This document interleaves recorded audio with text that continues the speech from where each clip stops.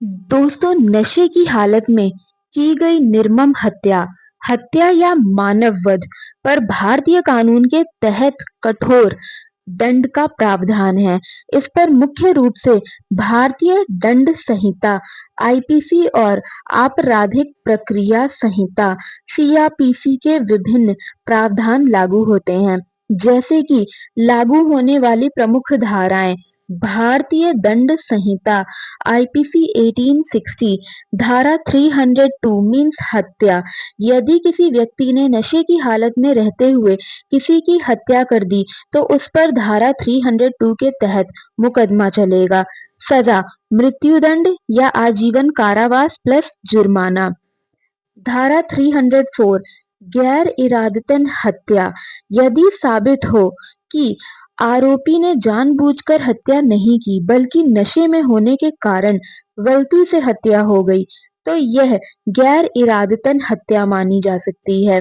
सजा: 10 वर्ष तक की कैद या आजीवन कारावास प्लस जुर्माना।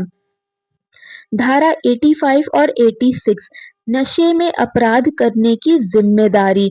धारा 85 में यदि व्यक्ति ने जबरन बिना अपनी मर्जी के नशा किया और अपराध किया तो वह दोषी नहीं माना जाएगा। धारा 86 में ये कहा गया है कि यदि व्यक्ति ने स्वेच्छा से नशा किया और फिर अपराध किया तो उसे उसी प्रकार दंडित किया जाएगा जैसे उसने सामान्य स्थिति में अपराध किया हो। दंड प्रक्रिया संहिता सीआरपीसी 1973 के तहत हत्या एक गंभीर अपराध है जिस पर पुलिस बिना वारंट के गिरफ्तारी कर सकती है। हत्या का मामला अपराध की गंभीरता को देखते हुए सेशन कोर्ट में सुना जाता है। अगर अपराधी को मानसिक रूप से अयोग्य साबित किया जाता है तो आईपीसी की धारा 84 के तहत उसे राहत मिल सकती है।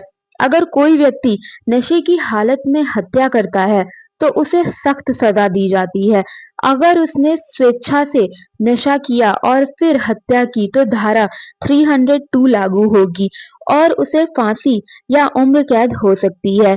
यदि यह साबित हो कि हत्या जानबूझकर नहीं की गई थी तो धारा 304 लागू होगी और उसे 10 साल तक की सजा मिल सकती है।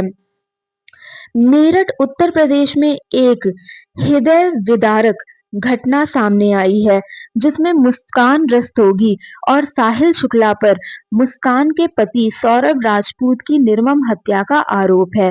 रिपोर्टर्स के अनुसार यह घटना 20 मार्च 2025 की रात को घटी जब सौरभ अपने घर से कोफ्ते बनवाकर लाया था। घटना की रात मुस्कान और साहिल ने पहले शराब और गांजे का सेवन किया। इसके बाद दोनों ने सौरभ की हत्या की योजना बनाई। सूत्रों के अनुसार साहिल ने मुस्कान को पहला वार करने के लिए उकसाया, लेकिन जब मुस्कान हिचकिचाई तो साहिल ने खुद चाकू से सौरभ के सीने पर वार किया। इसके बाद दोनों ने मिलकर सौरभ पर कई घातक प्रहार किए, जिससे उसकी मृत्यु हो गई। हत्या के बाद दोनों ने साक्ष्य मिटाने की कोशिश की, लेकिन पुलिस जांच में उनकी संलिप्तता उजागर हो गई। वर्तमान में मुस्कान और साहिल न्यायिक हिरासत में हैं और उन पर हत्या का मुकदमा चल रहा है। यदि दोषी पाए जाते हैं तो उन्हें भारतीय दंड संहिता की धारा 302 के तहत कठोर दंड का सामना करना पड़ सकता है, जिसमें मृत्यु दंड या आजीवन कारावास शामिल है। तो इन लोगों की किस तरह की सजा मिलनी चाहिए, आप अपनी राय बताएं।